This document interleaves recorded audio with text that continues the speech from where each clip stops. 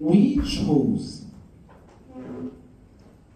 to center the concept of people's power and democracy from below, from the very beginning, so that what we do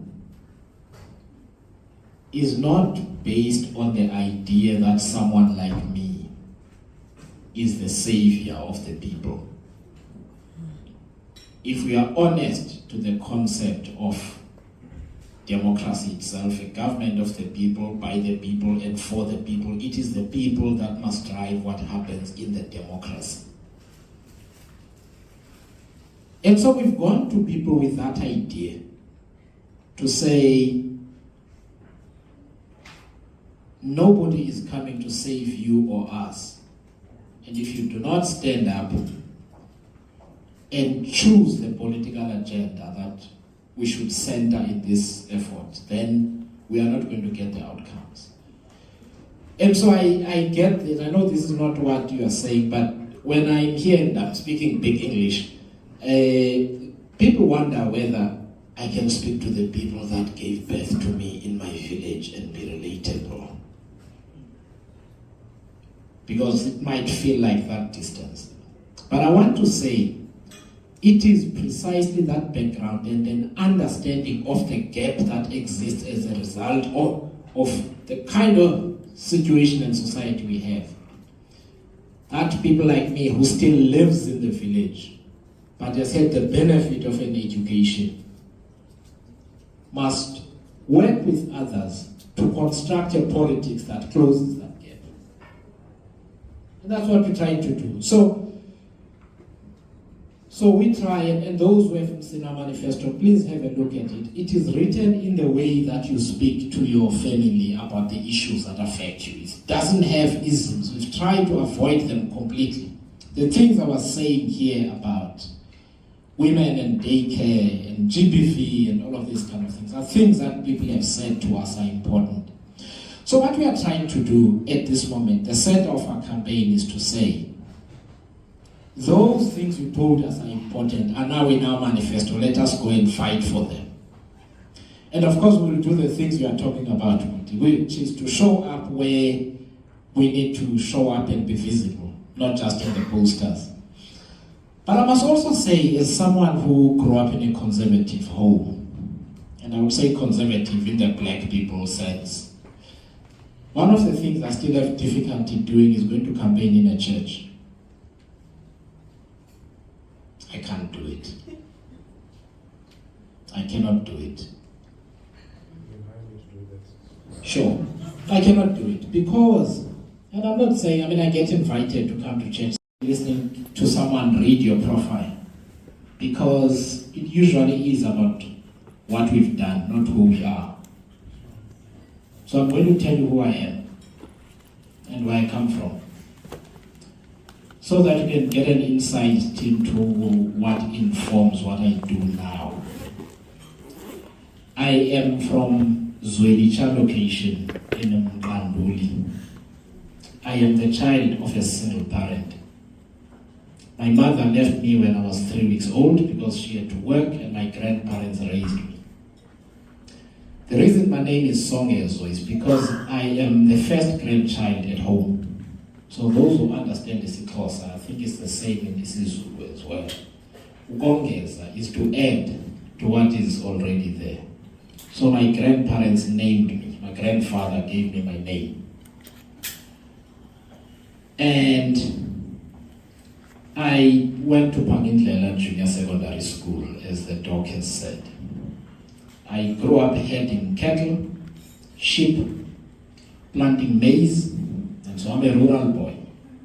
My mother lives there, my whole family lives there. I have built a home there. I am now an older man in my village. I'm 48 years old. Let me tell you a few things about my life in politics.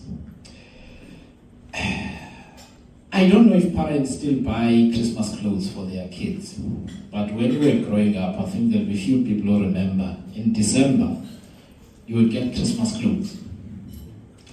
And then one day, in 1982, a man came to visit our homestead in the village, and he stood at the gate for some time. My uncle, my mother's younger brother, just after her, had been missing for a few years. And this man we thought he was a special branch policeman, but he actually wasn't. He was a lawyer called Prince Madikizela. Some of you may have heard of him. He came to tell us that he had died, he had been killed in Lesotho, 1982, along with 41 others.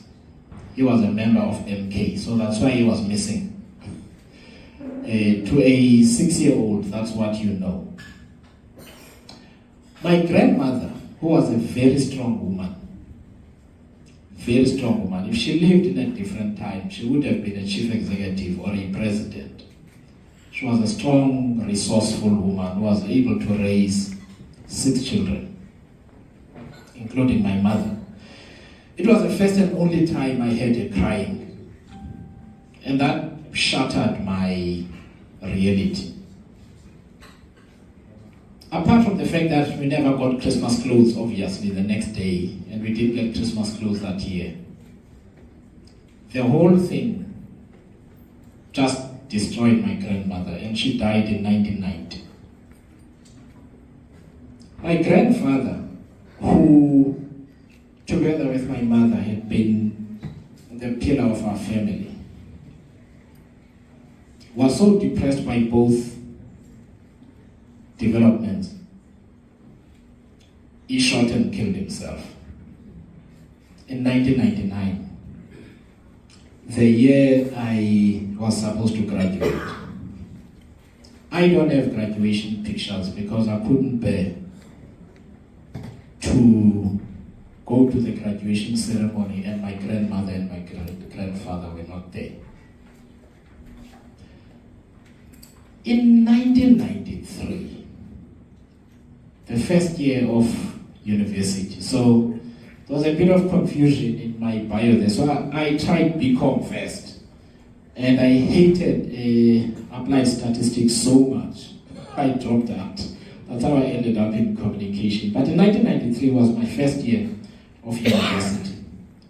And those who are my age or older will remember that the South African National Defence Force attacked a house in Mthatha and killed 5 children.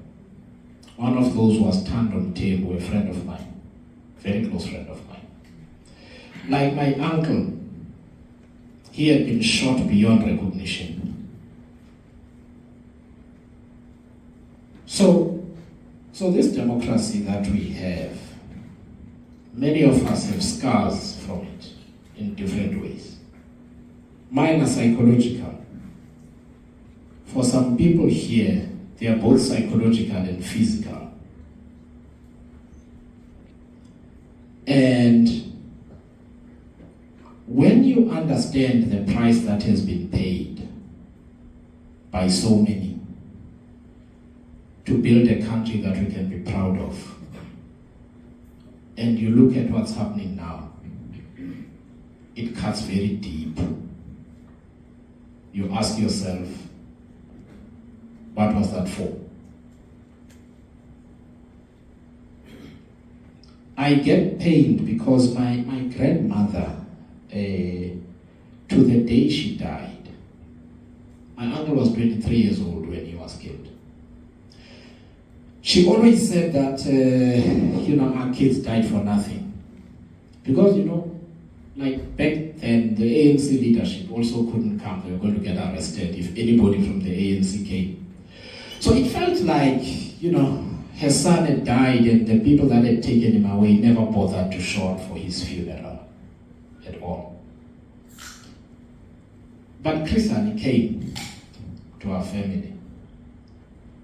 He spent 2 to 3 hours with my grandfather, and they ate cold meat.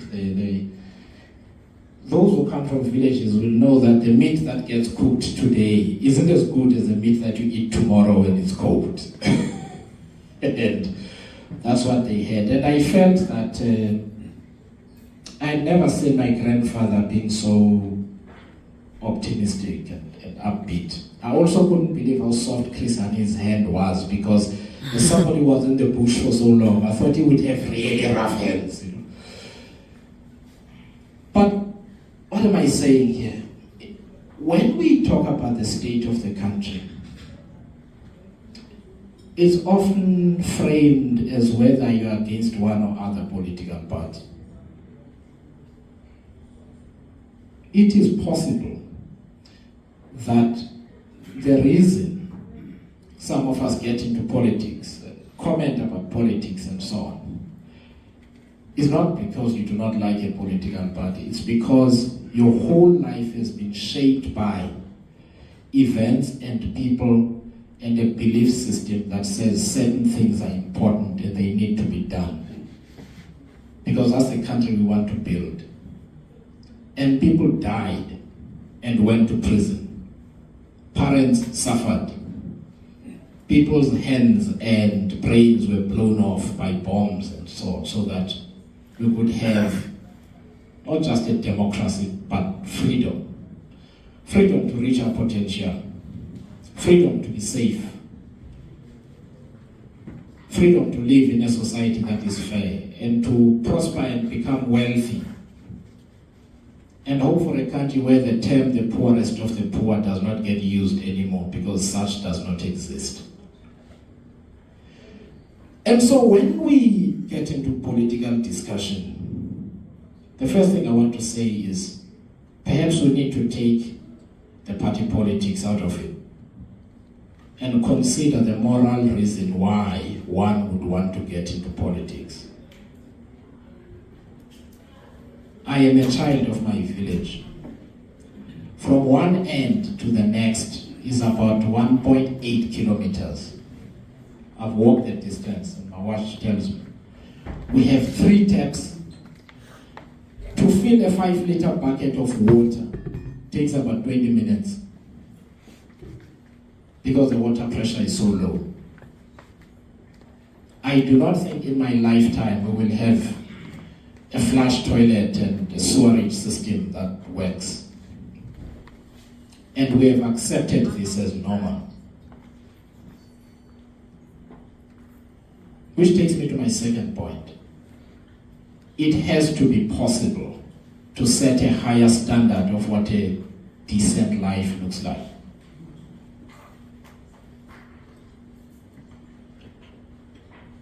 The third thing I want to say is I was lucky enough to vote in 1994. I'm sure those of you who are good with arithmetic, you've worked it out that I probably voted. I did. I was a member of the Pan-Africanist Student Organization at the University of Transkei, and we said this was a sham election, at least in Paso. The issue of land has not been addressed, and so many of my friends did not vote. I remember Christian coming to my home to speak to my grandfather, and I went and I voted for the ANC. And then we complained after, and I say we, it's a collective we, that the PAC had been cheated because they should have got more. And I remember this one meeting, and there's an important lesson, I will return to it later. Dr. Peter Mayende, he became the first land claims commissioner. He was a lecturer at the University of Transkei. So guys are angry and they're like, how could this happen? So he got in, he was a stocky man. And he said, how many of you boys voted last week? And I didn't put up my hand because I was going to lose my street cred. So I kept my hand down firmly, so nobody voted. So it's like, where do you think the PAC was going to get votes if you guys didn't vote? And that dropped a penny. And this thing is like a stock fair. You put nothing in, you get nothing out. You put nothing in, you get nothing out. And I'd like us to reflect on how much all of us put in, but want the outcome that we want. That's a lesson I learned from a very young age. So I have voted in every election since, even when I do not like what is going on. But so many South Africans have opted out of voting because politics has become what it is now. So that's me. So on to the politics now. I'm not here to advertise RISE Mzansi. I'm here to talk about what I and my colleagues believe this country should be. What is wrong with the country, firstly, and secondly, how we should set it right. And thirdly, to talk about what is your role in it.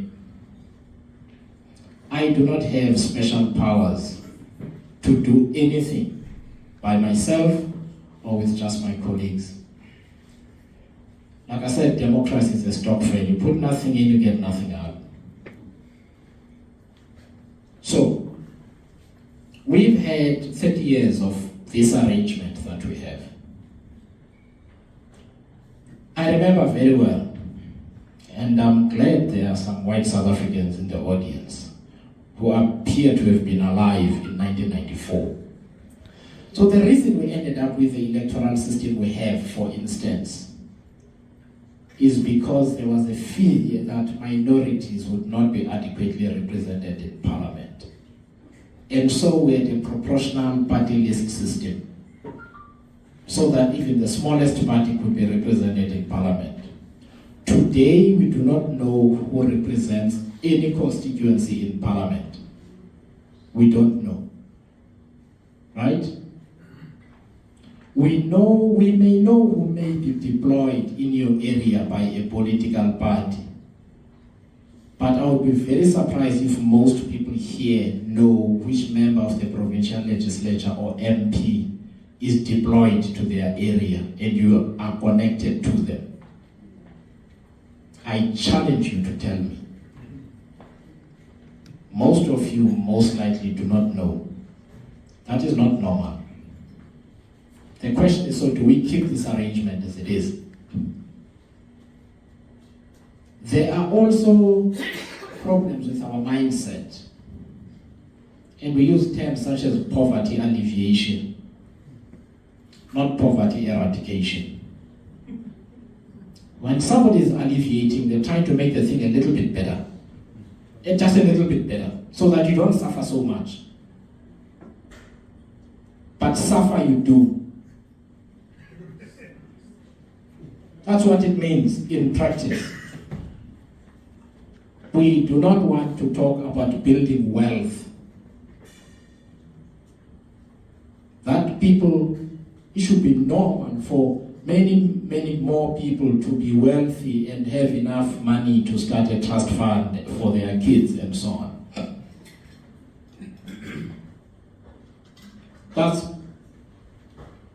the one example about how we can change mindset. Public transport. What we understand to be public transport is not public transport if you talk about taxis. The city-owned bus is public transport. The PRASA-owned train is public transport. A taxi is a privately owned taxi that delivers a service to the public. To take a trip from Langlaagte in Soweto to Noord taxi rank with a train is R9.80 or somewhere thereabouts. If you take a taxi for the same, it's 22 Rand. This is how black people's income is eroded. Because you earn a low income, you pay more proportionally to get to and from work than a person who earns more than you do and has a car. And the public services delivered to you are the worst. That's the country in which we live. We live in a country where we spend billions on buying 5% of a white-owned company and very little on black and woman-owned companies, 100%. It's a mindset thing. So what am I proposing? I'm proposing that both in our thinking and in the political arrangements that we have, there is a lot wrong that we need to change. There is a lot wrong that we need to change. The question is, who is to change it? The typical response is to say, but the political parties don't do anything. A political party is made out of people with initiative. Those of us who want better for this country do not have as much initiative as those who look to do us and our country harm. The bad people are highly motivated and we are not. Because we are looking for the perfect politician, the perfect political party, and the perfect politics before we can go and choose as if this is a buffet in a hotel. Democracy is messy. We do not get involved, we do not get the outcome. So at RISE Mzansi, we do not do a lot of finger pointing, even at the ANC. Because the ANC does what it feels it needs to do. There is no law in South Africa stopping any of us from doing what we think needs doing. It's about whether we choose to do it or not. And often, those of us with access to this kind of place tend to want to outsource that to the poor. We tend to want to outsource that to the poor. And then we say the politicians that get elected don't know what they're doing and all of these kind of things. You want politicians who know what they're doing, go and do it.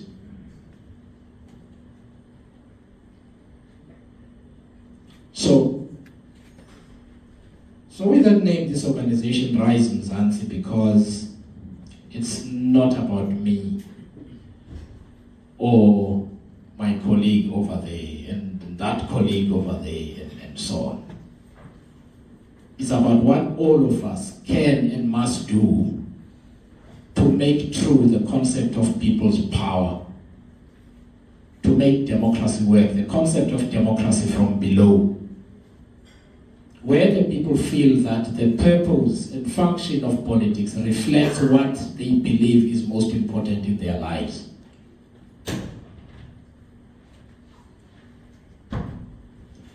I am deliberately staying away from the isms here, and I'm here for that discussion. Because in that profile that was sent to you, Ismail Lahaddin talks about a neoliberal this and that. I'm here for that conversation.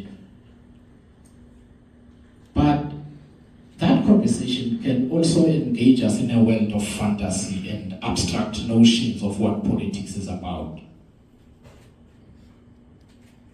Democracies are hotly contested terrains. We have to choose what kind of society we want. And I'm going to shut up soon for that. Although my grandfather was also a preacher, and I can be given to some of those tendencies sometimes, but I will try today. Democracies are clearly hotly contested. Politics should and must be about what the people believe is most important to them personally. Personally. And this is the only time I'm going, okay, something died in the bedroom. Can I use my short steward voice, or should I wait? No, you can proceed. I can proceed. Okay. You know, I am reminded of the late former Public Services Minister Songezo Zibi'S, who was delivering a speech in Parliament, and then he was paging. This is before iPad, so you can see I'm not young. So anyway, he's paging. This microphone is compromised. It's compromising me in the process. So anyway, Dr. Songezo Zibi'S is, paging through, speaking. His English was very polished, you know. So he turns a page and then he starts looking for a page and he doesn't find it. He says, "Madam Speaker, I have been sabotaged." Not by you, though.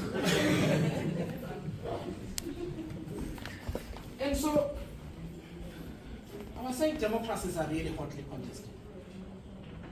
And politics must be about things that are important to us. The personal is political. Whether you had food, enough food, on any day. Whether you had enough water. Whether your child has a realistic chance of getting through matric. So we celebrate, I think it was 81% recently, somewhere thereabouts, for last year. It's 81% of 52%, because 48% of kids did not make it through school. 2 years ago, 7 million South Africans did not have IDs. You know why? Because for most people, the trigger for you to get an ID is your matric exam.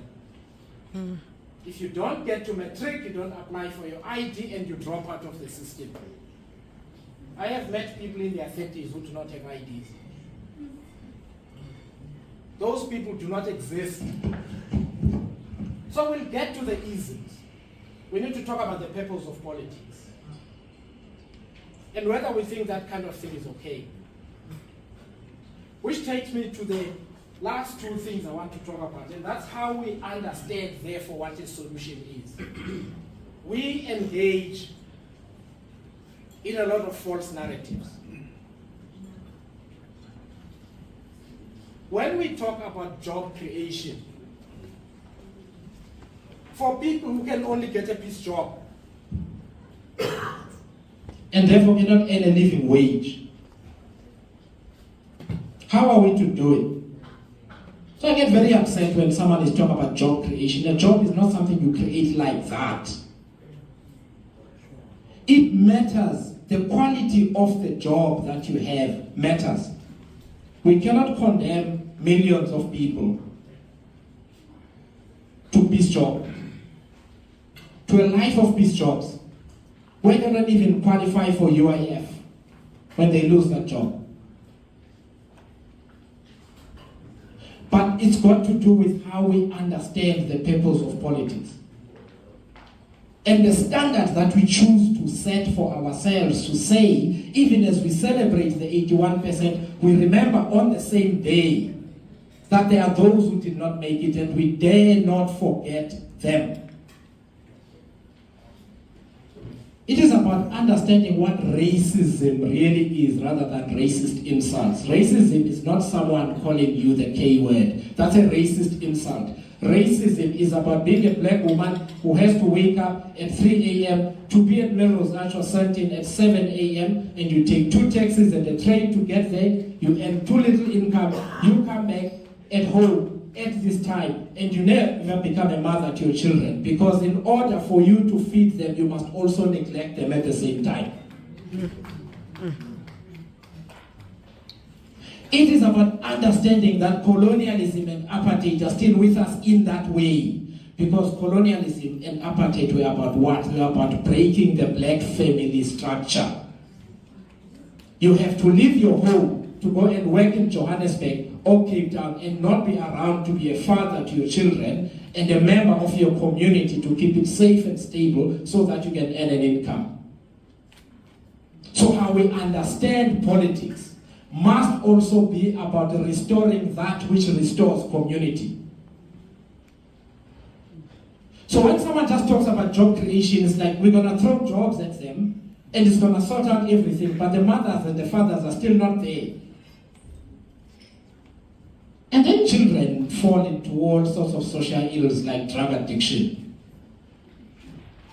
Do you know what our solution is? It's not to treat it as a public health problem. Sure. We throw them in prison. If we don't throw them in prison and they steal things in the community, we beat them up and we kill them. So So it's about how we think about these problems and how we need to think about them anew. We do not think of the mother who would love to find work and is looking for work, but the community in which they live is so poorly planned and thought of that there are no daycare facilities that enable them to go and look for work and then to work when they find that job because their children are going to be safe.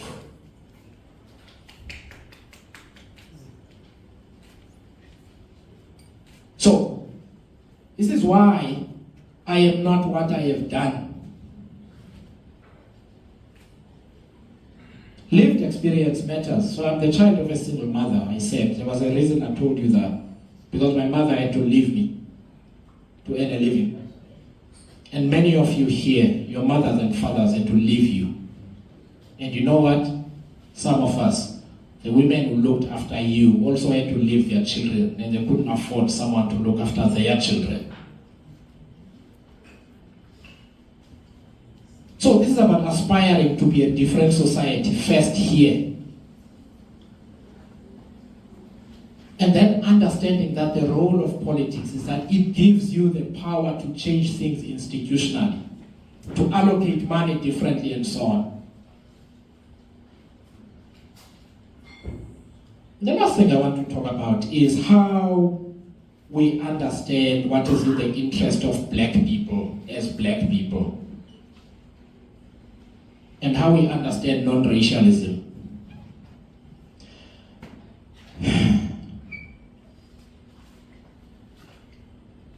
Depending on our class, there are people who only care about what I think about employment equity. And not about who looks after the children of the woman who looks after their children at home.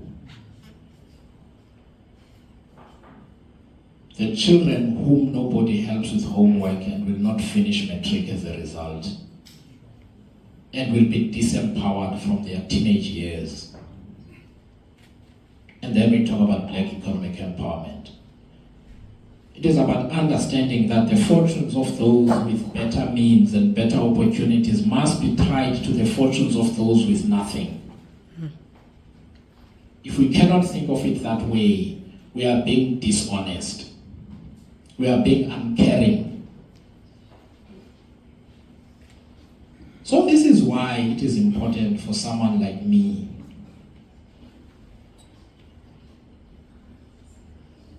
to live a promising corporate career, to do what we do. And there are not enough of us who do it. And endure people having to tell me that the reason we do what we do is because of money. If I wanted money, I would have remained an executive at ABSA. Believe me. Believe me. The question is, do we really care as much as we say we do?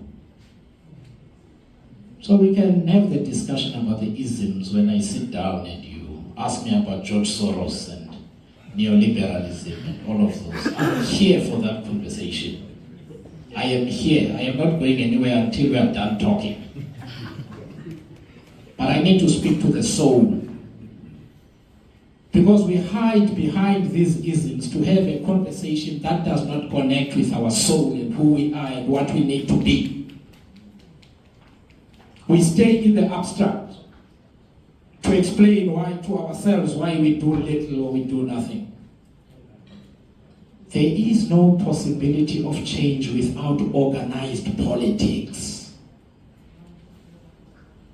Of course, I'd like you, all of you, to be part of what we do at RISE Mzansi. I see there's somebody from Bosa here. Welcome.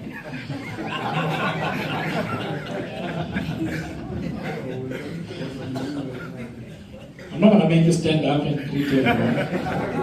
Okay, I won't do the stand-up comedy routine today. I'll leave it. But we need to reconnect with our souls. We need to reconnect with our souls. We need to reflect on the fact, on the reasons why we do not have a national identity. We do not have a national purpose. We do not have a national ethos. These things don't happen on their own.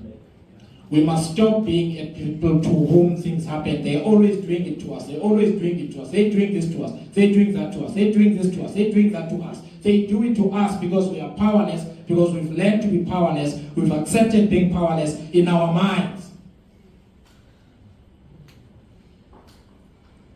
We can't carry on like that. We cannot be comfortable. We must never be comfortable. We're thinking so little of ourselves and the condition of the people who made us who we are.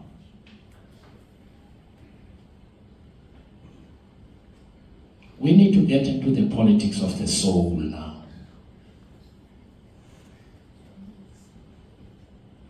So that in our politics we can be consistent and understand systemic racism and understand actual racism when it happens to some of us here in various ways. Last point, because most people here are men. All right. I want to talk about two things. We beat up and kill South African women. There is no policy or law that is going to change our attitudes. But it is also our job to understand why we do and to do something about it, because nobody is going to do it to or for us as men. What are you going to do about GBV? I get asked. South African men going to do about the fact that they beat up and kill women? What are we going to do? Or how do we choose to respond to the fact that women get paid less for doing the same work in companies and all over the place? Get promoted less? Get paid less bonuses at bonus time? And that there is an uneasy, unsaid alliance that says the operating hierarchy is white men, it's white women, it's black men, and black women are right at the bottom.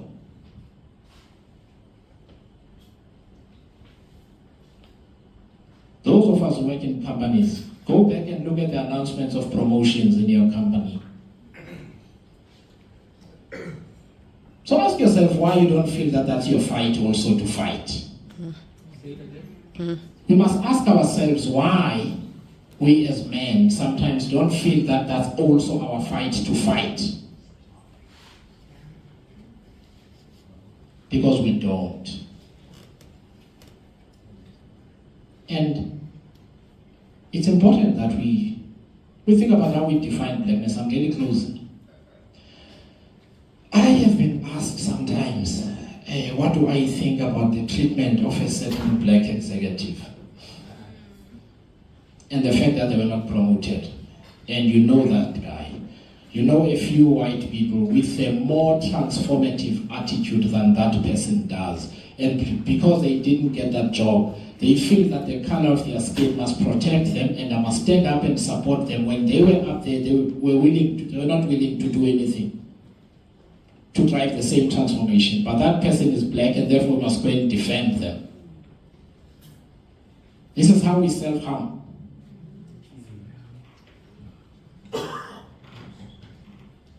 So Goran, I'm going to sit down. And we can talk about economic transformation, radical or not. We can talk about neoliberalism and the social democratic proposition that we say. But to be honest with you, I choose to have the politics of the soul. Because if we do not connect with it, we walk out of here, tweet probably, and do absolutely nothing. Thank you.